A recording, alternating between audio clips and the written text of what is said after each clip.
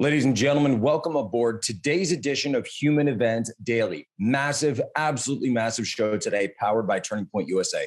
First up, we're going to talk about how James O'Keefe, the founder of Project Veritas, was just raided by the FBI under the SDNY, Southern District of New York. We'll talk about all of it. Second up, President Biden's approval rating is plummeting, sinking like the Titanic, as he orders new nationwide vaccine mandates. Third, new information on George Floyd's nephew threatening a judge and then also threatening jurors in the Kyle Rittenhouse case. And finally, Antifa is attacking vaccine protesters up in Boston. All this and more ahead, Human Events Daily.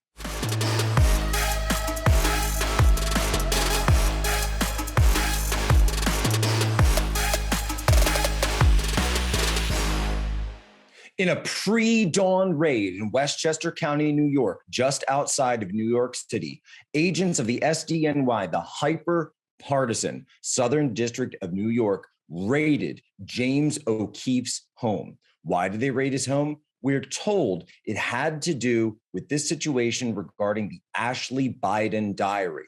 But wait, you ask. Why was James O'Keefe raided over the Ashley Biden diary when James O'Keefe never reported on the Ashley Biden diary, never leaked the Ashley Biden diary, never even had anything directly to do with the Ashley Biden diary, or at least publicly speaking, had anything to do? Here's what was going on behind the scenes in James's video explaining it. Project Veritas received a copy, right? It was something that was submitted to them. They received a copy of Ashley Biden's diary, a couple of pages from it. However, they were not able to verify the diary. And so they decided not to release it. Later, certain pages of it were leaked on another website. And now the investigation is coming full circle. Listen to James talk about this in his own words. By making this statement, I am putting myself at great risk because on November 4th, Project Veritas came under attack. I awoke to the news that apartments and homes of Project Veritas journalists, or former journalists, had been raided by FBI agents. It appears the Southern District of New York now has journalists in their sights for the supposed crime of doing their jobs lawfully and honestly, or at least this journalist. I had to think long and hard before making this statement. It's a decision that only I can make.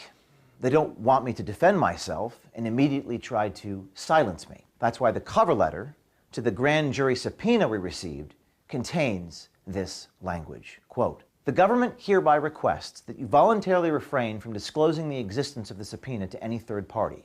While you are under no obligation to comply with our request, we are requesting you not to make any disclosure in order to preserve the confidentiality of the investigation and because the disclosure of the existence of this investigation might interfere with and impede the investigation." Unquote. But while the Department of Justice requested us to not disclose the existence of the subpoena, something very unusual happened. Within an hour of one of our reporters' homes being secretly raided by the FBI, the New York Times, who we are currently suing for defamation, contacted the Project Veritas reporter to ask for comment. We do not know how the New York Times was aware of the execution of a search warrant at our reporter's home or the subject matter of the search warrant, as a grand jury investigation is secret. The FBI took materials of current former Project Veritas journalists, despite the fact that our legal team previously contacted the Department of Justice and voluntarily conveyed unassailable facts that demonstrate Project Veritas's lack of involvement in criminal activity and or criminal intent. Like any reporter, we regularly deal with the receipt of source information and take steps to verify its authenticity. They are criminalizing journalism. That's exactly what's going on here. When the Washington Post or the New York Times or any of the other regime-approved apparatchiks report classified information or specialized information, it's perfectly fine. It's considered part of the game. However, when James O'Keefe, Julian Assange, or Human Events Daily releases something, all of a sudden we are considered enemies of the state. Understand that we are living through an era of regime politics. I spoke about this last week. We're going to speak about it again today. If you understand that we are living through an era of regime politics, then all of this begins to make sense. But Jonathan Turley has 5 questions for us. So the excellent legal scholar, Jonathan Turley, we went to his blog And he had these 5 questions for the situation. Number 1, what was the context for the diary loss? Did Ashley Biden leave the diary or was it stolen? Number 2, what is the alleged federal crime? And what is the precedent for a major federal investigation over such an alleged theft? Obviously, it's not classified information. 3, what precautions were taken by the Biden administration in light of the claimed media status of the targeted individuals? Obviously, James O'Keefe and Project Veritas are journalists. Number 4, why was there a delay in this action taken if the alleged theft occurred over a year ago? And 5, has this matter been under investigation for a year? And did the White House request intervention of the FBI? What is Joe Biden doing? You got the daughter's diary, but more importantly, you've got Hunter Biden's laptop out there in the public domain. People deserve to know what is going on. A gloomy landscape for in midterms as President Biden's approval drops to 38% in the latest USA Today Suffolk poll. Listen to Chuck Todd absolutely melting down on NBC about this. Take a listen. If you look at it from coast to coast, it was a warning to Democrats that their congressional majorities are in grave danger. Terry McAuliffe, running for his old job as governor in Virginia, fell a net 12.5 points off of Mr. Biden's 2020 victory in that state. Even in victory, Governor Phil Murphy's net loss in New Jersey compared to what Biden got in 2020 was roughly 13 points. Kind of familiar. So what happened? Was the standoff between progressives and moderates partly to blame? Probably. Did President Biden misread his mandate? Many Democrats think he did. Was the public's sense that the country was on the wrong track a factor? Clearly. So listen to some of the internals coming out of this USA Today poll. Nearly half of those surveyed, 46%, say Biden has done a worse job as president than they expected, including 16% of those who voted for him. Independents by 7-1, 44% to 6%, 7-1. Independents say he's done worse, not better than they expected. Nearly 2/3 of Americans, I think I need to say this again. 2/3 of Americans, 64%, say they don't want Biden to run for a second term in 2024. That includes 28% of his own party. Opposition to Trump running for another term stands at 58%, including 24% of Republicans, according to this poll. Vice President Kamala Harris's approval rating, 28%, even worse than Biden's. That poll shows 51% disapprove of the job she's doing. 1 in 5 are undecided. Americans support the infrastructure bill, but they are split on more expensive and further reaching Build Back Better Act, hotly debated in Congress. Only 1 in 4 say the bill's provisions would help them and their families. So what's going on here? Why is it that Joe Biden is so down in these polls, and yet at the same time, they say they support the infrastructure bill? Well, I've got a little idea. Let's play the next tape. I'm quite confident that when this finally gets fully adjudicated, not just a temporary order, right, the validity of this requirement will be upheld. It's common sense, Chuck. If OSHA can tell people to wear a hard hat on the job, right, to be careful on chemicals, it can put in place these simple measures to keep our workers safe. And Dr. Murthy, if the law survives legal challenges, will the administration be extending the mandate to smaller employers with fewer than 100 employees? Well, Martha, certainly nothing is off the table at this moment, but the focus right now is on implementing the current rule that OSHA put out. The vaccine mandates are exactly what they look like. And by the way, we're hearing that Pfizer and Moderna have antivirals that are coming out that also reduce the load of hospitalizations, reduce viral load, and seem to be doing very well in terms of therapeutics for people with COVID. So the issue then becomes, why exactly is it that the federal government is reaching down and demanding that people change their behavior, demand that they be injected with a vaccine that clearly there is a segment of the population that is not interested in? And then also writ large, you've got people out there that don't like when the federal government is demanding something that really seems to be a very personal decision between someone and their doctors. You know, it's interesting. It's actually amazing to me looking at this from the outside, because I say, you know, in the pro-life, pro-choice debate, the left will always say, this is about a personal choice between the doctor and the person.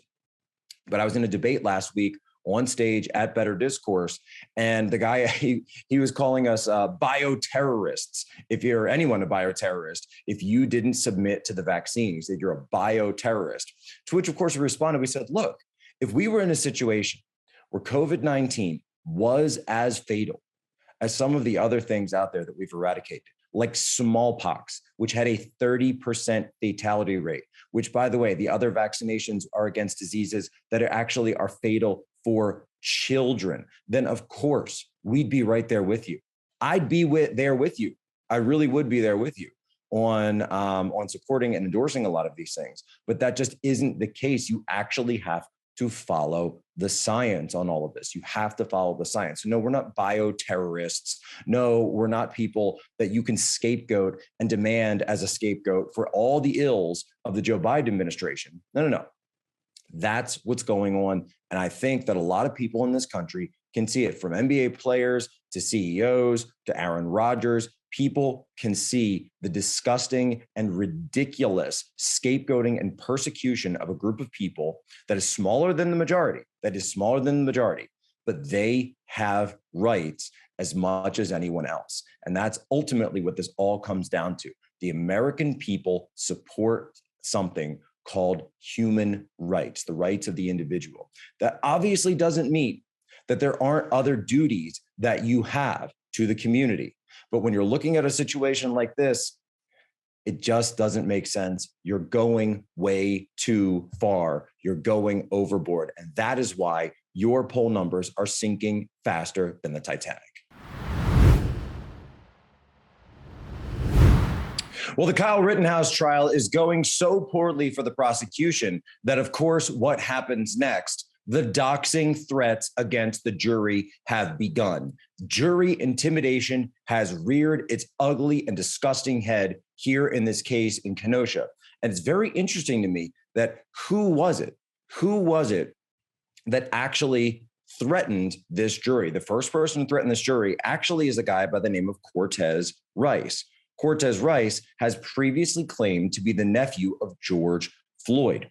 Not only did Mr. Rice, spend time threatening to dox Kyle Rittenhouse's jurors, but also he spent the weekend trying to track down the private home of a judge inside an apartment building to threaten them regarding another case in Minneapolis regarding Daunte Wright, the shooting of Daunte Wright. Watch this completely unhinged rant from Rice. Tied on our heels. What you think is sweet? We want cameras in the courtroom. The people deserve to know what's going on. I'm just doing right quick. Why she think it's sweet, right? She think it's sweet. She think it's sweet. I don't know if this is her crib. I think this is her crib right here. We got confirmation that this is her house right here.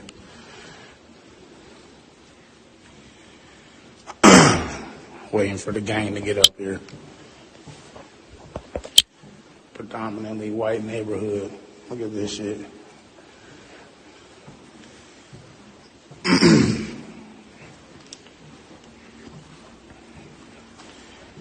Peace and love. All power to the people.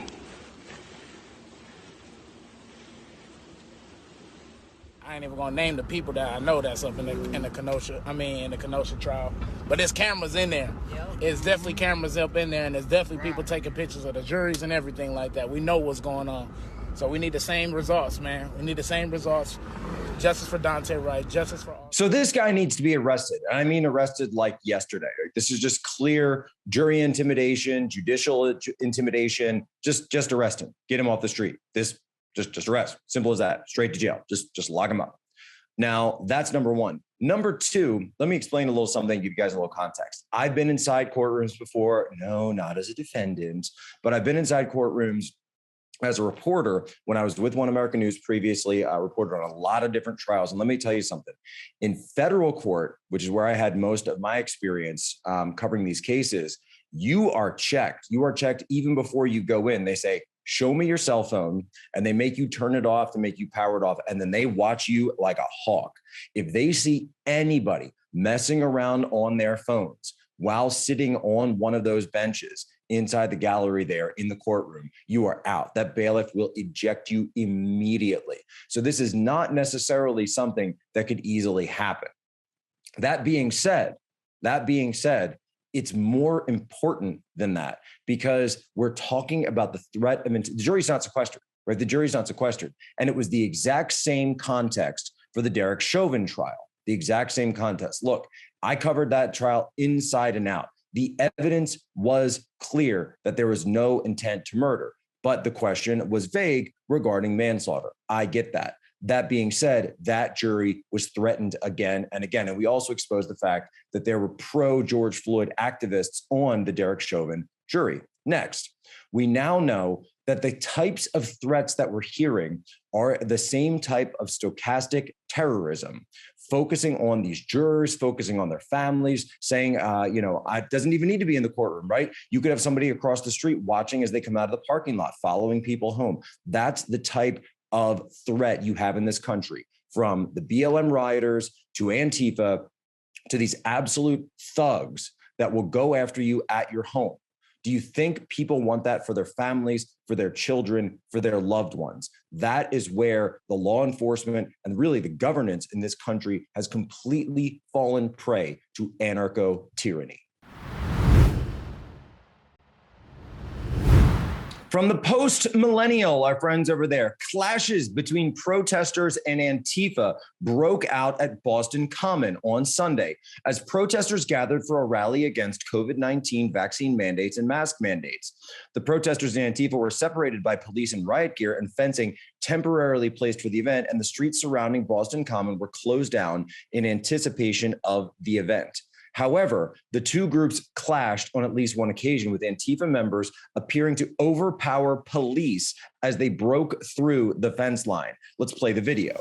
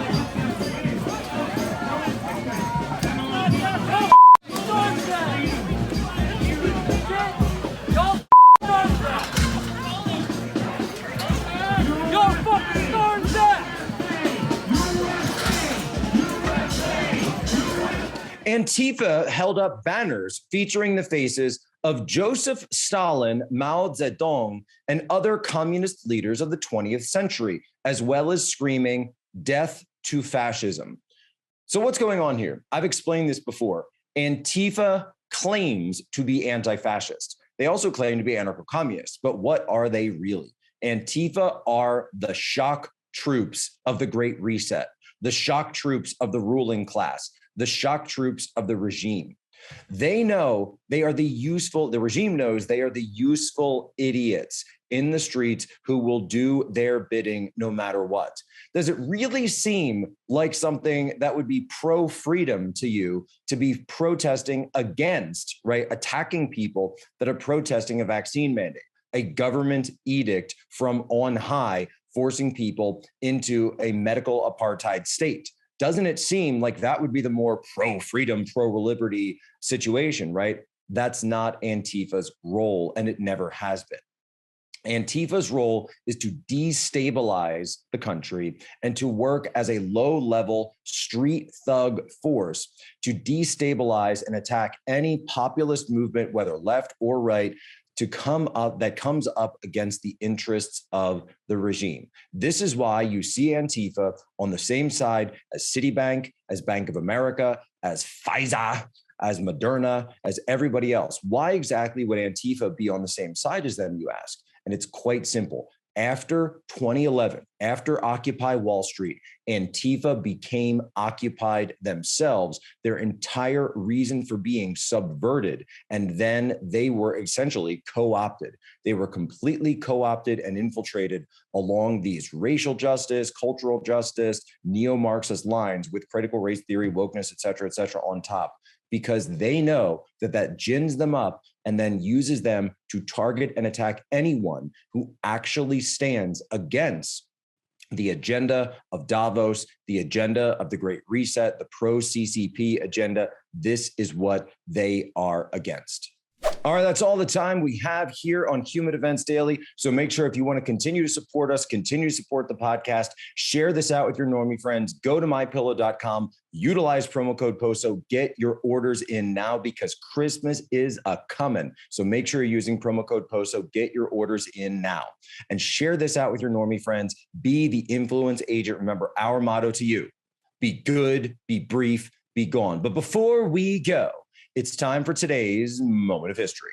Today, November the 8th, 1644, saw the enthroning of the first emperor of the Qing dynasty across all of China. This was the final imperial dynasty that ruled for nearly 300 years. It was a Manchurian dynasty that eventually Han Chinese rose up against and overthrew. And it just goes to show you, ladies and gentlemen, that no regime lasts forever. Ladies and gentlemen, you have my permission to lay ashore.